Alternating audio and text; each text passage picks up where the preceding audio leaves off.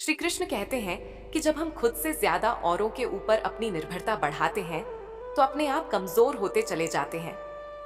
जब हम अपने से सुखी इंसान को देखते हैं और यह सोचते हैं कि काश मैं भी इसकी तरह ही सुखी होता, तो हम बेहद कमजोर होने लगते हैं। जब हम किसी भी हालात जो खासकर हमारे नियंत्रण में है ही नहीं पर गुस्सा और चिंता करने लगते हैं, तो और भी अधिक कमजोर होने लगते हैं। जब हम हर जगह किसी भी तरह से जीतना ही चाहते हैं, फिर चाहे हम गलत ही क्यों ना हो, तो वास्तविक रूप से हम ज्यादा कमजोर होने लगते हैं। क्या कारण है? बुरी आदतें बहुत ही जल्दी हम पर हावी हो जाती है, जबकि अच्छी आदतों का पालन करने में हमें लंबा समय लग जाता है। ये समझने के लिए आपको जानना होगा कि हमारा मन चीजों को दो तरीकों से वर्गीकृत करता है। तकलीफ और आनंद। मन तकलीफ या कहे दुख से भागता है और आनंद यानी सुख के प्रति आसक्त रहता है। बुरी आदतें शुरू में आनंद अवश्य देती हैं, जैसे शराब पीना आदि, परंतु लंबे समय तक नहीं।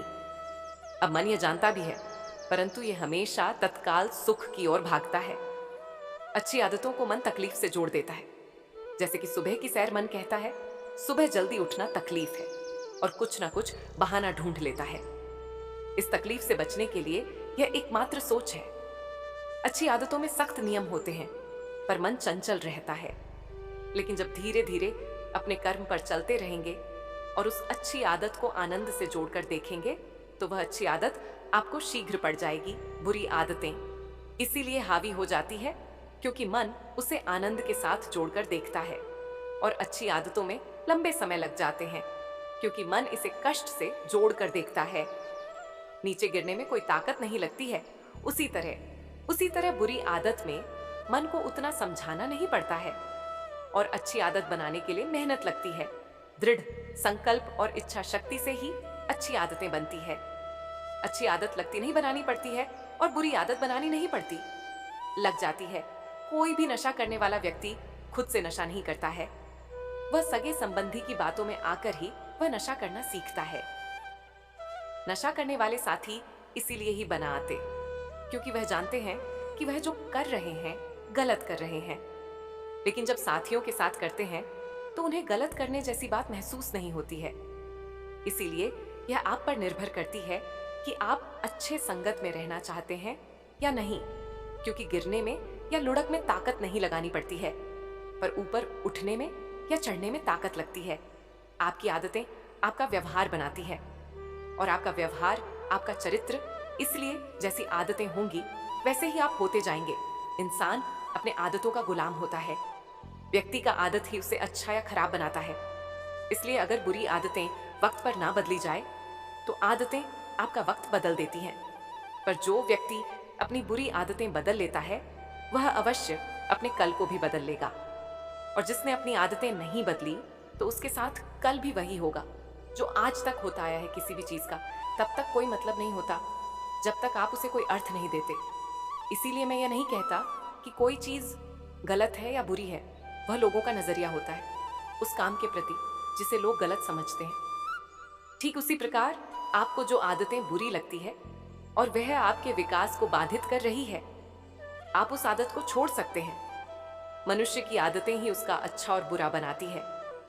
किसी भी व्यक्ति की पहचान उसकी आदतों के कारण ही जानी जाती है। व्यक्ति किसी बात को छुपाने के लिए न जाने कितने झूठ बोलते हैं।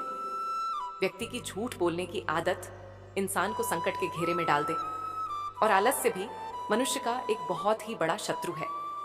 मनुष्य की बुरी आदत मनुष्य को ऊपर उठने नहीं देती है, जिसके कारण किसी भी इंसान को इसका नुकसान उठाना पड़ता है। अगर आपको अपनी जिंदगी में सफलता पानी है और कुछ कर दिखाने की ताकत है, तो इन बातों को आप अवश्य ध्यान में रखिए। श्री कृष्ण कहते हैं कि स्वार्थी बनिए। परोपकार शब्द पुराणों में ही अच्छे लगते हैं। पहली प्राथमिकता माता पिता को दीजिए, बाकी दुनिया छल है। रिश्तेदारी में तीसरे व्यक्ति से अपनी समस्या का सुझाव लेना बंद कीजिए। आपके दुखी होने से किसी को घंटा फर्क नहीं पड़ता। हंसते रहिए, हर किसी को खुश नहीं रखा जा सकता। भगवान बनने का प्रयास मत कीजिए, मेहनत कीजिए। पैसा सब कुछ नहीं होता, लेकिन बहुत कुछ होता है।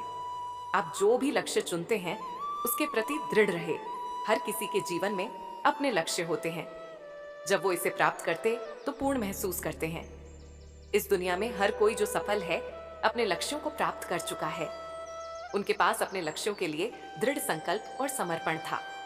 आपके पास अपने लक्ष्यों के लिए भी यही होना चाहिए। कुछ योग्य लक्ष्य चुनें, कुछ योग्य लक्ष्य रखें, बेकार की बातों से विचलित न हुए। आज की प्रेरक कहानी इस सीख पर आधारित है कि जीवन में संगति का असर बहुत ही ज्यादा होता है। ऐसे में हर किसी को अपनी संगति सोच समझकर चुननी चाहिए। एक बार एक राजा शिकार पर निकले। उनके साथ उनका काफिला भी मौजूद था। शिकार को ढूंढते हुए राजा और उसका काफिला जंगल से गुजर रहा था, लेकिन उन्हें दूर दूर तक कोई शिकार नजर नहीं आ रहा था। राजा अपने काफिले के साथ धीरे धीरे जंगल के अंदर प्रवेश कर रहा था। जैसे ही वह कुछ और अंदर गया, उन्हें एक छिपने की जगह दिखाई दी, लेकिन वह जगह डाकुओं के छिपने की थी। जब वह उस गुफा के पास पहुंचे तो एक तोता बोला, पकड़ो पकड़ो, एक राजा आ रहा है जिसके पास बहुत ही सारा सामान है, जल्दी आओ और लूट लो। सब तोते की आवाज सुनकर डाकुओं ने राजा की तरफ भागना शुरू किया। जैसे ही राजा और इसके अपनी तरफ आते देखा तो भाग खड़े हुए।